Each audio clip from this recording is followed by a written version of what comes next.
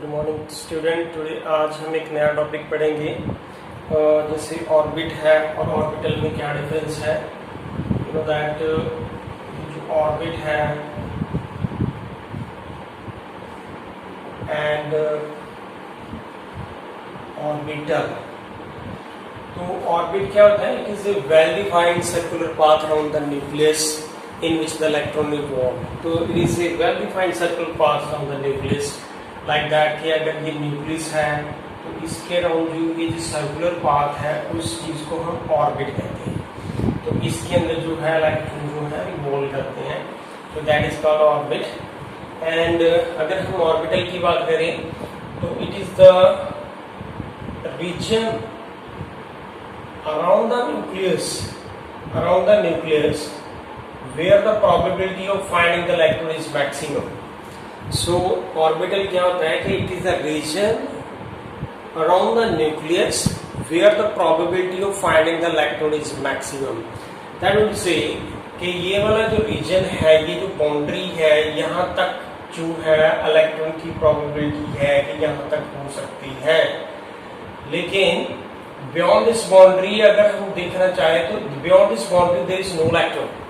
So therefore orbital एक region है, space है around the nucleus where the probability of finding the electron is maximum. लेकिन अगर इस boundary से beyond चले जाएं तो there is no probability of finding the electron. That is, this is an orbital and this is the orbit. अब इसके अंदर अगर हम डिफरेंस की बात करें तो ये जो पहला डिफरेंस था कि ये सर्कुलर पाथ है, it is a 3D space around the nucleus with the probability of the finding the electron is maximum.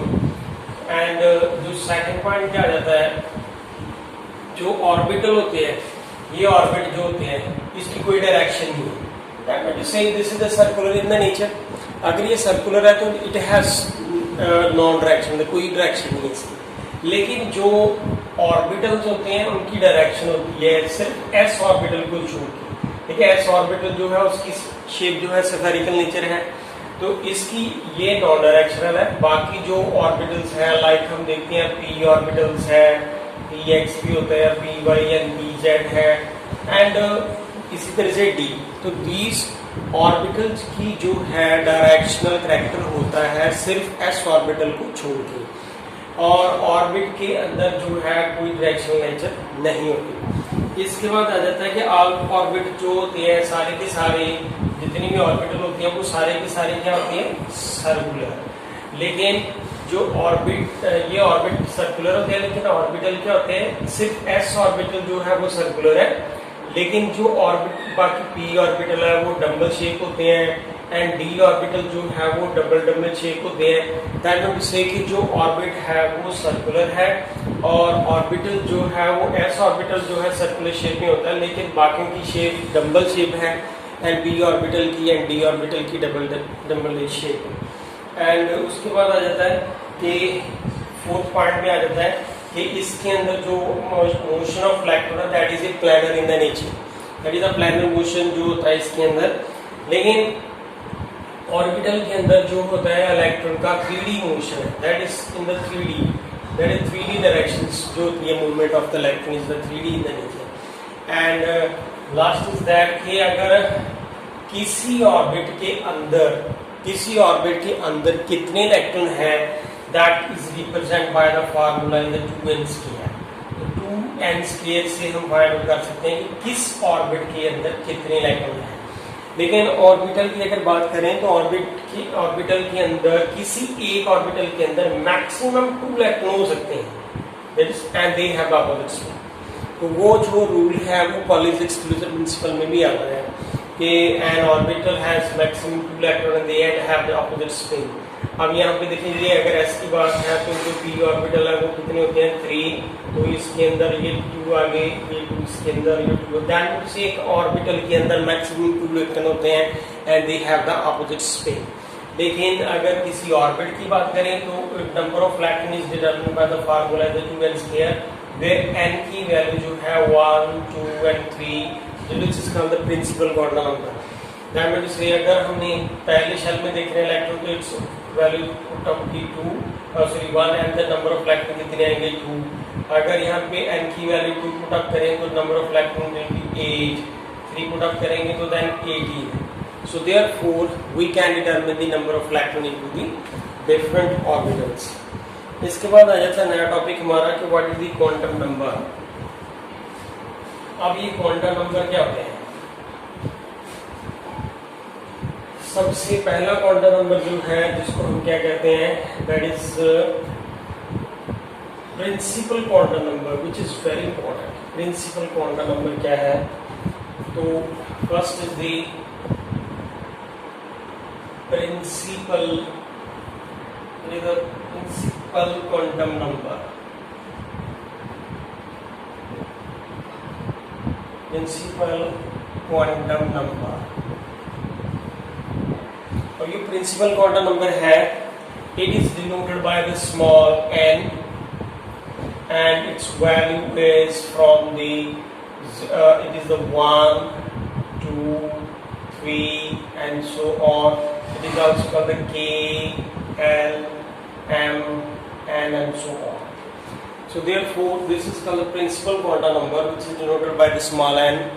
And अब इसकी डेफिनेशन क्या है? प्रिंसिपल क्वांटम नंबर क्या चीज है? अगर यहाँ पे है न्यूक्लियस और ये वाला फर्स्ट प्रिंसिपल क्वांटम नंबर है, शेल है, ये दूसरा है एंड ये प्रिंसिपल क्वांटम नंबर डिस्क्राइब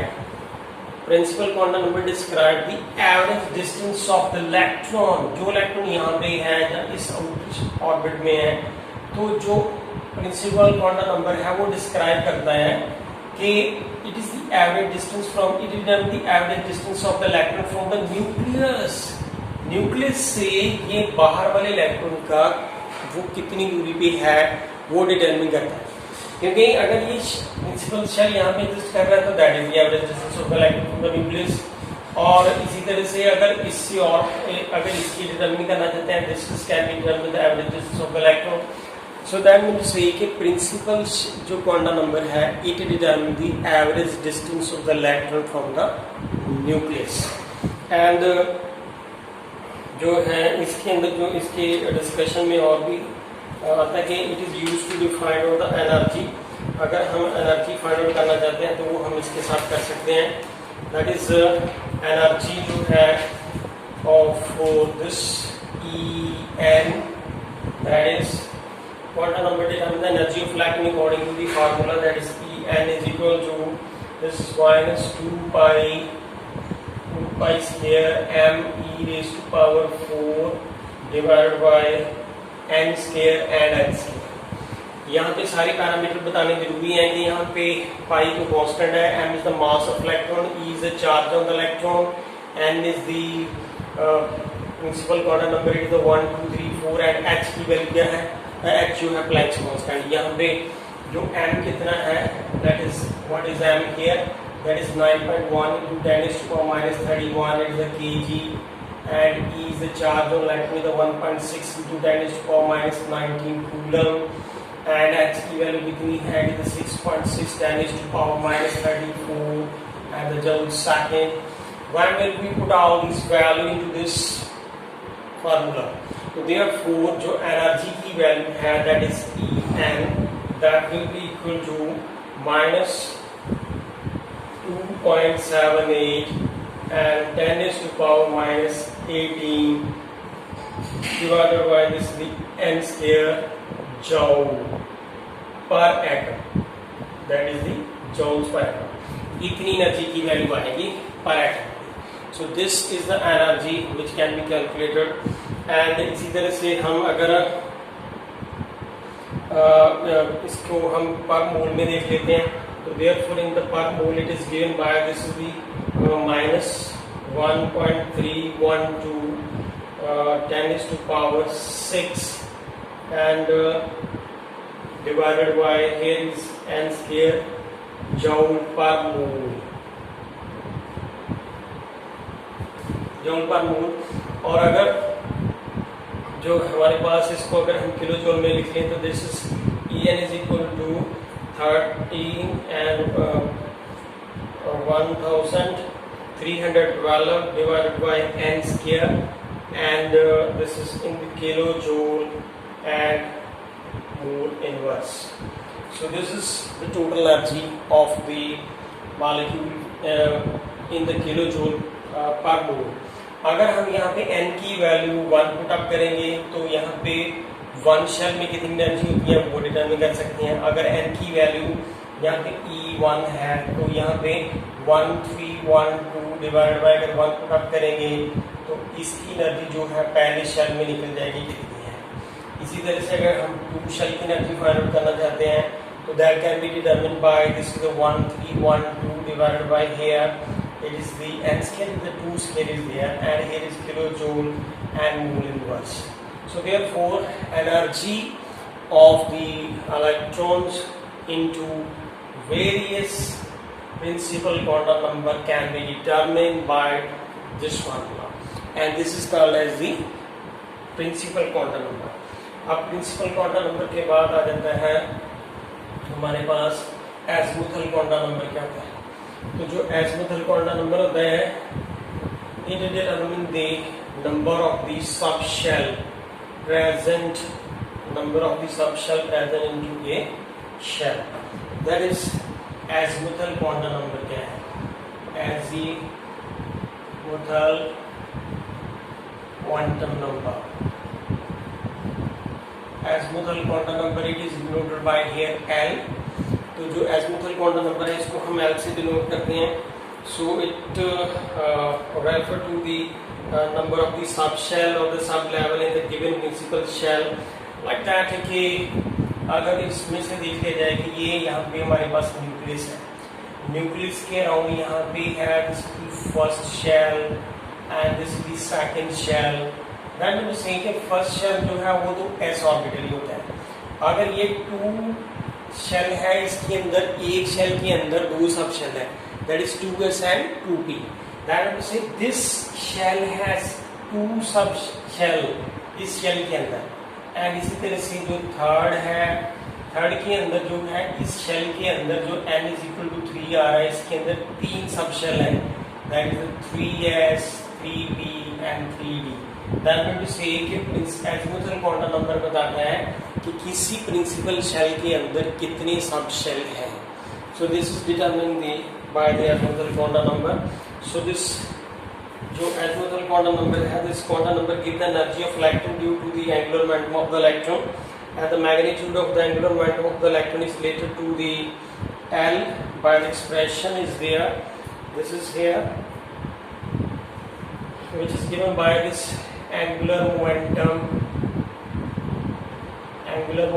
जो है which is equal to here is L and L plus 1 and root h by 2 pi. So यहाँ पे L की वैल्यू जो है that can be 0, 1, 2 and so on. So this is the azimuthal quantum number. तो इसके बाद हम next वाला जो है वो हमारा कौन सा है मैग्नेटिक क्वांटम नंबर. जो अब मैग्नेटिक क्वांटम नंबर क्या होता है इस मैग्नेटिक क्वांटम नंबर को हम m से डिनोट करते हैं. तो it describe the orientation of the electrons into the various subshells. किस सबशेल के अंदर ओरिएंटेशन कितनी है तो वो बताता है. लेट्स सी कि जैसे एक न्यूक्लियस है और उसके बाद यहाँ पे इलेक्ट्रॉन है. अब ये जो इलेक्ट्रॉन है ये एक चार्ज्ड स्पीसी है. अगर एक चार्ज्ड स्पीसी है दैट मीन टू से कि इस चार्ज स्पीसी के अंदर एक इलेक्ट्रिक फील्ड भी जनरेट होगा because the electron is revolving. Due to the movement of the electron the electric field is there. Due to the electric field के साथ साथ उसके अंदर मैग्नेटिक फील्ड भी आएगा. तो जो इसका मतलब है कि इलेक्ट्रॉन्स जो है उसके अंदर मैग्नेटिक फील्ड उसका अपना मैग्नेटिक फील्ड होता है. अगर उस मैग्नेटिक फील्ड को जो इसके अंदर है उसको अगर बाहर से हम एक्सटर्नल मैग्नेटिक फील्ड अप्लाई करें तो जब एक्सटर्नल मैग्नेटिक फील्ड अप्लाई करेंगे तो therefore these electrons will align themselves into the different orientation, and that describe the magnetic quantum number कि जो इस इलेक्ट्रॉन की जो ओरिएंटेशन है जब वो अलाइंड हो जाएंगी and some will be the opposite to the this magnetic field and then it will determine the number of the orientation of the electron present into the subshell. So therefore this determine the magnetic quantum number. अब ये magnetic quantum number को हम m से denote करते हैं और जो इसकी वैल्यू है जो नेक्स्ट हम पॉलीज एक्सक्लूजन प्रिंसिपल में इसको डिस्कस करेंगे कि अगर n की वैल्यू 1 है तो l कितना होगा m कितना होगा. तो दिस इज